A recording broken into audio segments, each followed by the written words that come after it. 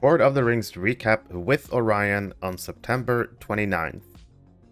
First off, I just want to mention that there's not going to be a Court of the Rings next Friday, as Court will not be here. Court did say that we're going to get pre-purchase information real soon for the upcoming Update 38 Corsairs of Umbar expansion. Court talked about Update 37.2 that will be coming most likely next week, and he kind of hinted in a way that maybe Mariner will release with this update. So my guess is maybe we'll see Mariner released next week, like we'll get the pre-purchase early, and Mariner will of course be part of some of the pre-purchase packages. There is a chance that we'll see the pre-purchase information next week and maybe even the Mariner release, but it's definitely a possibility. And part of this reason is that Cord showed the Mariner intro video on stream, and usually when Cord shows something like that, like when he showed the River Hobbit intro on stream, the River Hobbit arrived next week, so maybe Mariner will arrive next week. But before moving on with my recap, I'm just gonna play the Mariner intro video that Cord showed us on his stream on LOTRO stream on Twitch. Here is the Mariner intro video.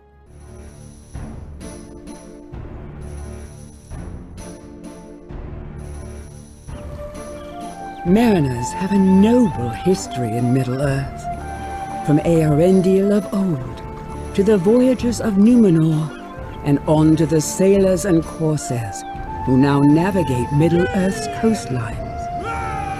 Shunning heavy weapons and armor as unfit for use aboard ship, they excel as cunning duelists, masters of innovative tactics, and callers of sea shanties that draw upon the mystical powers of the sea.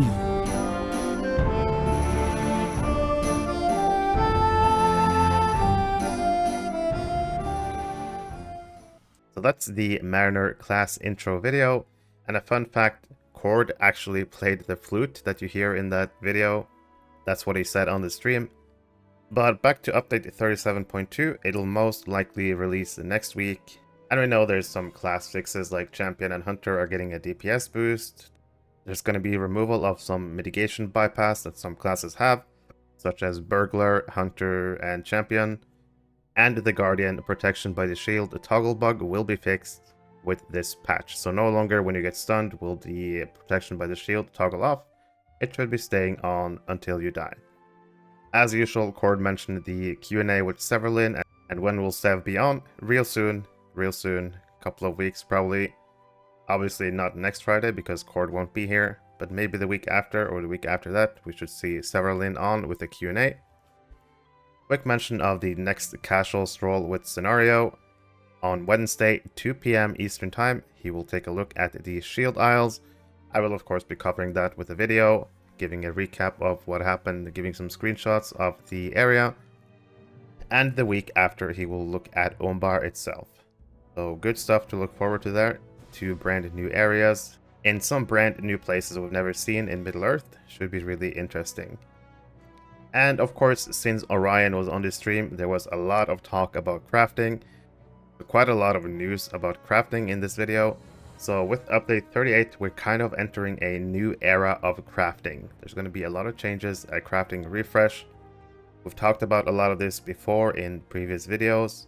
But if you choose a profession now, you will get the basics for any level, meaning that if you choose Forester, you can pretty much chop any wood you find anywhere in the world, regardless of your crafting level. Their goal is to slowly go back through the older tiers and fix them up a bit, but that's going to be in the future. For now, the focus will be on the Umbari tier, the upcoming tier with the next expansion. As we know, vocations are going away, professions are staying, and you can choose freely which 3 professions you will have. The 4th one should be coming in 2024 sometime, most likely unlockable with mithril coins. Orion did talk about why the crafting refresh did take so long, and he said that crafting as it is hard-coded into the game, so they kind of had to, I don't know, I'm no technical expert, but they kind of had to like look at some of the code and redo it, something like that. So it obviously took a while. So the new crafting tier, which will be the Umbari crafting tier, is a baseline crafting tier that every crafter will have. You will earn less XP from this than normal crafting, because they don't want you to make a new character and just craft Umbari stuff and get like level quickly to level 30 and 40. And when it comes to tracking resources, we know that whichever professions you select, if they have the ability to track, you can now track multiple things at the same time. And Orion said that he also wanted to give us the ability to select which ones you track. So if you don't want to track the scholar nodes, even if you're a scholar, you should be able to do that. If you only want to track like ore or wood or something like that, that should be something we should be able to do. They are hoping to do an update on the icons. You know, when you track stuff, you see the icons in the radar. They hope to do an update so the icons will kind of symbolize what you can find. Because I think now they all look kind of the same. They have like a crafting symbol when you see them on the radar. The goal is, with the new crafting system, to have new crafting tools that you can combine into the professions you choose. So right now we have some crafting tools through the crafting guilds that combine the 3 crafts for the vocation. They want to like give us the ability to combine the 3 that we want. And hopefully this work will be done in the beginning of 2024. There was some talk about top-end crafting, and Orion is really excited about the approach to top-end crafting. He is working on a dev diary for this specifically, so hopefully we'll get some more news about this in the future. But the main idea is that you can craft items that you can upgrade over time. For example, if you craft a helm, you might get a baseline helm, but over time, as you get more items, more content, you can then keep upgrading that helm. Something like that, I think, is the idea they're going for. And these items that you can upgrade won't just be normal gear, but crafters will have unique items. He used an example, for example, the cook will have, and this word was not familiar to me, but he called it, I think, a crut or something, which is basically just a flask. For example, we're going to Umbar, there might be olive trees there, so the cook will need that flask to get the olive oil, something like that. And to create more powerful items, you would have to then upgrade this flask to make it stronger in order for you to craft the strong items. So it seems like the idea is that every craft will have this unique item that you upgrade, and then you use that item to create stronger items. And the stronger your item is, the more powerful items from your crafting guild, all the recipes there, you can craft. And he did kind of tease that some of the items might be all the way up to raid size and possibly prevent defeat. And you would use that item once before it would be gone. So kind of hinting at like a last stand item raid wide. So let's say, for example, you pop that item, everyone in the raid can't be defeated in like, I don't know, 5 seconds or whatever they choose. But he was hinting at some very strong items of that kind. Orion talked about crafting guilds, and he said that the new crafting guild in Umbar are just like the old ones we have in Erebor, but they will be a new guild. They're not tied to the old system, so the existing crafting guilds that we have will not be tied with Umbari. Umbari will be its own thing, its own crafting guild. You should also be able to earn some materials with the new crafting guilds in Umbar that are needed to advance the older guilds, so you can kind of work with the Umbar tier to advance older guilds as well. Orion also talked about a kind of a new type of items. He said that some crafting items might have a primary essence slot, only accepting main stats, so might, agility, and will. And there's also going to be a slot, like a vitality slot, only accepting fate and vitality, or maybe bonus morale. So it seems like with this update we might be getting a new type of essence system, how it works, that where some slots on gear will only accept fate and vitality, and some slots will only accept main stats. So there's definitely going to be some shake up in the essence department and how you build with your essences. Orion also talked about the initial, like the basic crafting we'll be able to do. He said that at the outset you will get recipes for yellow gear, so every profession should have like a basic set of gear or items they can craft. And these items will be good from like level 141 through like 147 or so when other systems come into play for you to gear up. And he did say that there's not going to be like a armor set at 140, armor set at 145, armor set at 148, like we might have seen in the past. But Orion used the phrase, they want to pepper in fun things that you get along the way. We'll see how this crafting refresh turns out, but to me it sounds like a lot of interesting changes are coming, and I feel like crafting will probably be a lot more interesting with this update. The Coombe Forester crafting event was also talked about. It will come back October 13th, 10 AM Eastern, and as usual it'll be 10 days on, 2 weeks off, etc, etc. The event will be starting a new contest every 21 minutes. It will be on a set timer. So when the event starts, 15-minute cooldown and then a 6-minute registration period. So 21 minutes between every contest. And eventually we'll get more events and they will all rotate with each other. Once we have all the crafting events, there should always be one event active at all times. There was some talk about classwork, and all the classwork will be on hold until early 2024.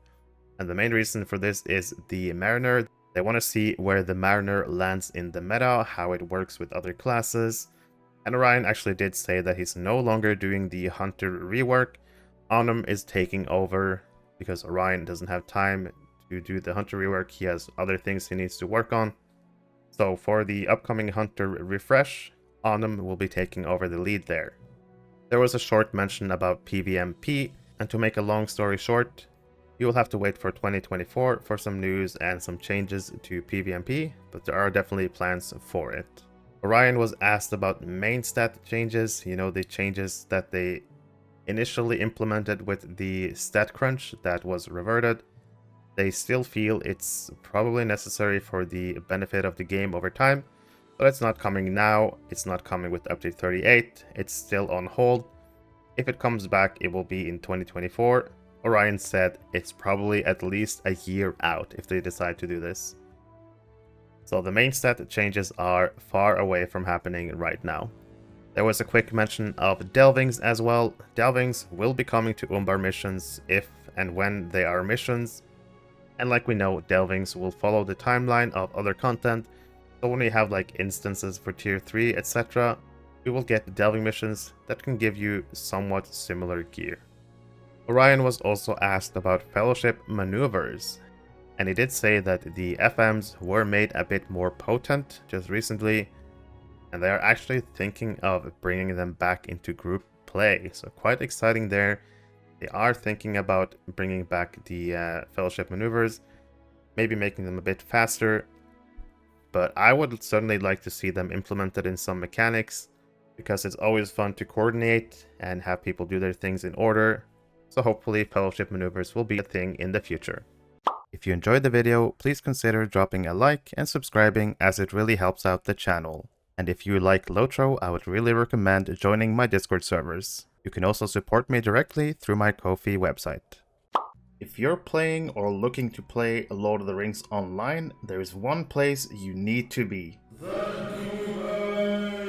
The Ghyniverse is a Discord server created for the community of the players of Lord of the Rings Online. The server is getting close to 7,000 members, and in this server you'll find tons of helpful information. There's monthly giveaways, easy access to patch notes, you can keep up with my YouTube videos, my streams. If you're a streamer, you can ask for the streamer role and you can announce your streams in the other stream channel. There are discussion channels for pretty much everything, every class, monster players. But the best thing about this server is probably the Gearing Resources tab, where you can find anything from trait lines for every class, every build. There are stat goals, where you can find out what stats you should aim for on your characters. Really helpful information about drop rates from instances, as well as screenshot from all the new loot that appears in the game. If you enjoy LOTRO, you should definitely consider joining this server, and hopefully I'll see you in Middle-earth. If you were part of the Ghyniverse already, you might have noticed that another tab appeared at the top, the LFF server. This server is a brand new server that I created, the LFF Ghyniverse. In this server, you can select which servers you want to keep up with, and once you select your server, say you select Arkenstone, you will see the LFF, the kinship advertisement, looking for kinship and trade channels. And there's also voice channels if people want to use those. The LFF channel is basically a looking for fellowship channel where people can post if they need players for the runs. And this way people don't have to be logged into the game to see the chat, they can just instead get a notification on their Discord. There's also a kinship advertisement page where kins can post their kinship advertisement and have people join their kins. And you can also post in the looking for kinship chat if you're looking for a kinship, but make sure to take a look in the kinship advertisement first and look through all the kin to find a suitable kin for you. There's also a trade channel if people want to buy or sell stuff that you can use. Hopefully you'll consider joining this server to bring the community even more together, not just in the game, but also outside of the game.